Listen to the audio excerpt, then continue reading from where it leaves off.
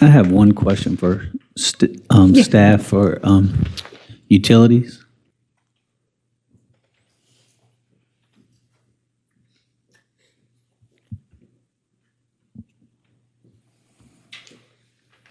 Yes, Mr. Chairman. As you know, water is very important to the region and even in the news again this week. Thank you for all that your department's done to keep Chesterfield flowing with good water. I know when these cases started coming up and that the citizens have concerns about water, and rightly so this year. Water keeps coming up over and over in our area. What is your opinion on the proffers that are put in, and do you feel they're adequate to ensure the water supply to the citizens in Chesterfield County? Yes, Mr. Chairman, members of the board. The utility department does support this case with the extensive proffers, as Ms. Lacey referred to. There's actually 4 pages of utility proffers for this case and for your next case. Some may argue that's extensive. I think it's appropriate, especially for this type of customer class, to make sure we're protective of not only the utilities, but the customers we serve. Just to take 1 minute, these are probably the most extensive utility proffers I've seen in my career.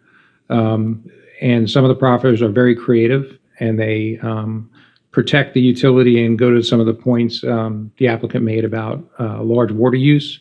This is one of the only cases in my career where we actually have a usage cap on both water and wastewater.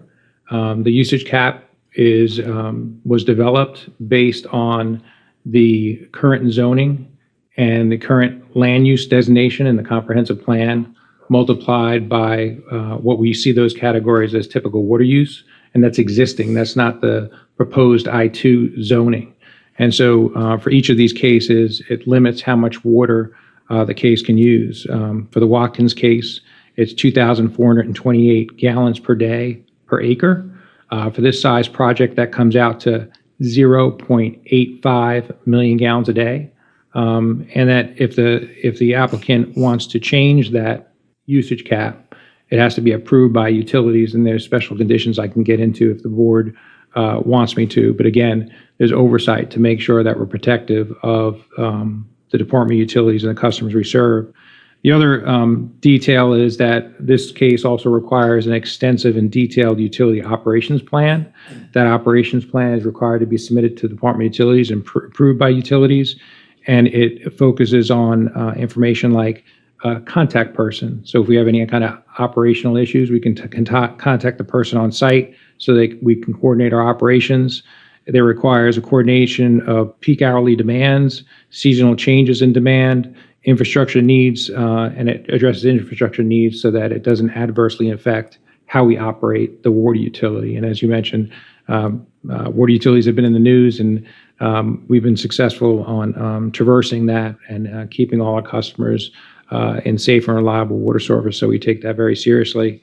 And the third and most important thing is to ensure that the burden of a customer class like this doesn't fall on the backs of our customer base. And for that, we have a proffer that requires all the infrastructure improvement cost to be paid by the applicant. So